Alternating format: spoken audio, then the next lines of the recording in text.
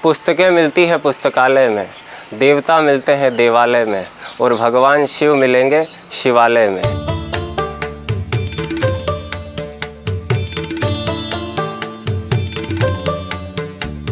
पूरे विश्व में भगवान शिव शंकर शिवालयों में शिवलिंग के रूप में पूजे जाते हैं और ये बात धर्म विरोधी जानते थे, इसलिए उन्होंने शिवलिंग के लिंग शब्द का गलत अर्थ निकालकर विश्व भर में दुष्प्रचार किया ताकि लोगों की आस्था आहत हो और उनकी आस्था समाप्त हो जाए। कहते हैं कि किसी भी धर्म या सभ्यता को अगर समाप्त करना हो तो उसके धर्म ग्रंथों पर प्रहार करना चाहिए और धर्म विरोधियों ने यही किया। देखिए, मृत्यु होगी तो फिर से जीवन मिल जाएगा, लेकिन अगर आस्था चली गई तो उसे वापस प्राप्त करने के लिए अनेक जन्मों की साधना लगेगी।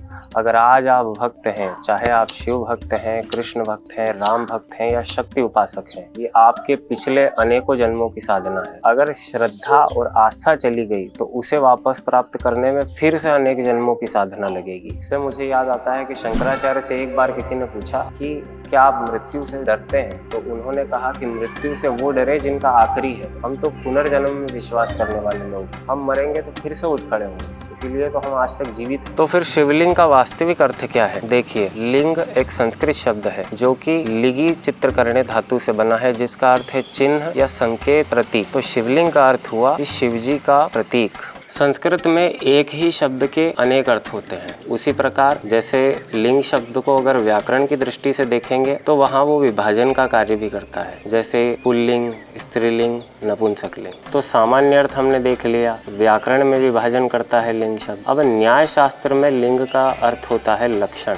युगपत ज्ञानम अनुपपत्ति ही मनसोह लिंगम। मनसोह यानी मन का, लिंगम यानी लक्षण क्या है? युगपत ज्ञानम अनुपपत्ति ही। मन एक ही समय पर एक ही जगह दो काम नहीं कर सकता, ये मन का लक्षण है। मन एक ही समय में या तो सुख का अनुभव कर सकता है या दुख का। मन की शिफ्ट करने की स्पीड इतनी तेज होती है कि हमको ऐसा लग सकता है कि मन एक ही समय पर अनेक चीजें कर रहा है। ये एक भ्रम है। आइए हम इस भ्रम को एक उदाहरण से समझते हैं। आप इस चित्र को देखिए, इसमें ग्रे लाइन्स हैं और उसमें कुछ ब्लैक डॉट्स हैं। जब आप इनमें कुछ ब्लैक डॉट्स पर ध्यान केंद्रित करेंगे, बाकी के जो ब्लैक डॉट्स हैं आपको नहीं दिखेंगे, लेकिन जैसे ही दूसरे बिंदु पर ध्यान केंद्रित करेंगे तो पहले वाले गायब हो जाएंगे। इसका एक अन्य उदाहरण भी है जो हम सबने अपने विद्यार्थी जीवन में अनुभव किया है। जब भी हम कुछ पढ़ रहे होते हैं तो हमारा मन पढ़ते पढ़ते कुछ और सोचने में लग जाता है और पढ़ाई रह जाती है। इससे पता चलता है कि मन एक समय पर एक जगह पर एक ही काम कर सकता है, अनेक काम नहीं कर सकता। और इस लक्षण को लिंग कहा गया है न्याय शास्त्र में। शिव पुराण में कहा गया है कि लीनार्थम गमकम चिन्हम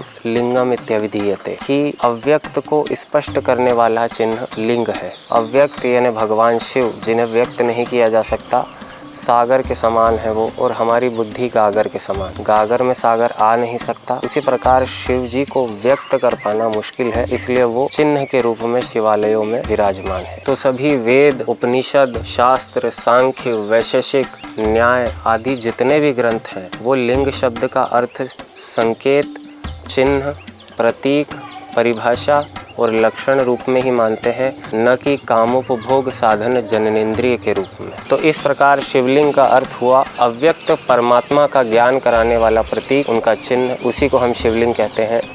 हर हर महादेव, सीताराम।